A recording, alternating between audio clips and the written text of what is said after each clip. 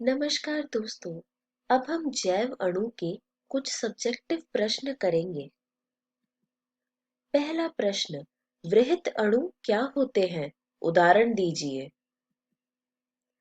अम्ल घुलनशील भाग में पाए जाने वाले सभी यौगिकों की एक सामान्य विशेषता है कि इनका अणुभार 18 से लगभग 800 डाल्टन के आसपास होता है।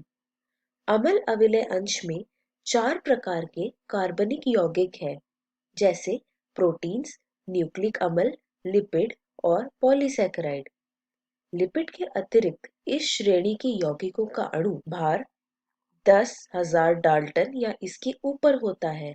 इसके कारण से जैव अणु अर्थात जीवों में मिलने वाले रासायनिक यौगिक दो प्रकार के हो जाते हैं। एक वे है जिनका अणुभार 1000 डाल्टन से कम होता है, उन्हें सामान्यतः सूक्ष्माणु या जैव अणु कहते हैं, जबकि जो अम्ल अविलय अंश में पाए जाते हैं उन्हें वृहत अणु या वृहत जैव अणु कहते हैं। तो वह तत्व जो अम्ल अविलय अंश में पाए जाते हैं उन्हें वृहत जैव अणु कहते हैं, जैसे कि प्रोटीन्स और न्यूक्लिक अम्ल आदि। अब हम अपना दूसरा प्रश्न देखते हैं। प्रोटीन्स की तृतीयक संरचना से आपका क्या तात्पर्य है? प्रोटीन की लंबी कड़ी अपने ऊपर ही ऊन के एक खोखले गोले के समान मुड़ी हुई होती है, जिसे प्रोटीन की तृतीयक संरचना कहते हैं। ये प्रोटीन के त्रियामी रूप को प्रदर्शित करता है। तृतीयक संरचना प्रोटीन के जैविक क्रियाकलापों के लिए नितांत आवश्यक है। तीसरा प्रश्न, एंजाइम के संक्षिप्त प्रकारों का वर्णन कीजिए।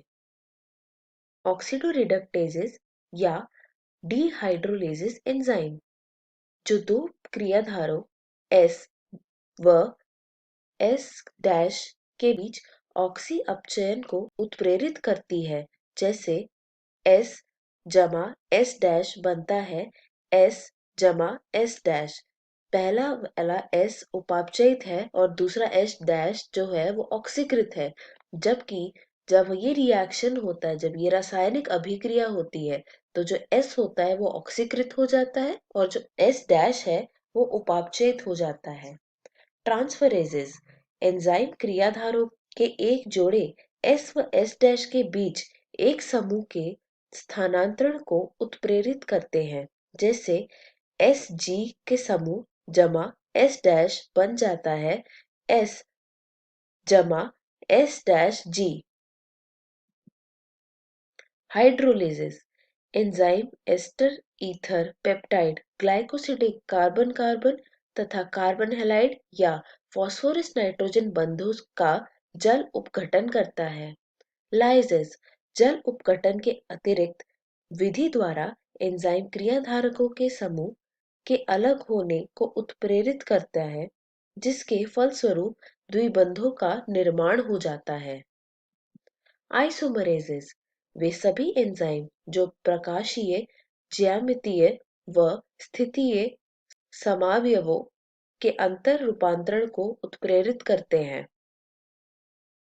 लाइगेजेस एंजाइम दो यौगिकों के आपस में जुड़ने को उत्प्रेरित करते हैं, जैसे एंजाइम जो carbon oxygen, carbon sulphur, carbon nitrogen व फास्फोरस ऑक्सीजन बंधों का निर्माण के लिए उत्प्रेरित करते हैं। चौथा प्रश्न, पेप्टाइड बंध क्या होते हैं और ये किसमें पाए जाते हैं?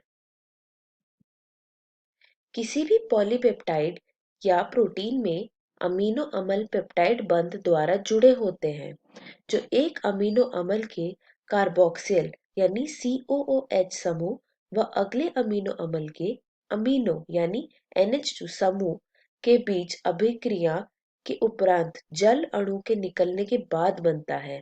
इस प्रक्रिया को निर्जलीकरण भी कहते हैं। राइबोसोम्स क्या होते हैं? लगभग सभी एंजाइम प्रोटीन होते हैं।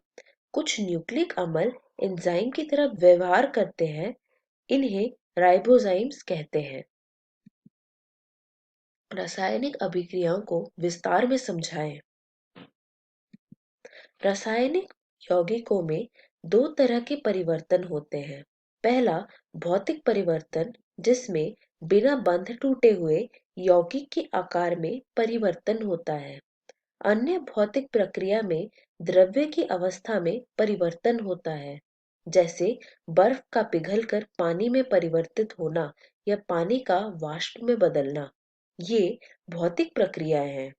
रूपांतरण के समय बंधों का टूटना व नए बंधों का निर्माण होना ही रासायनिक अभिक्रिया होती है।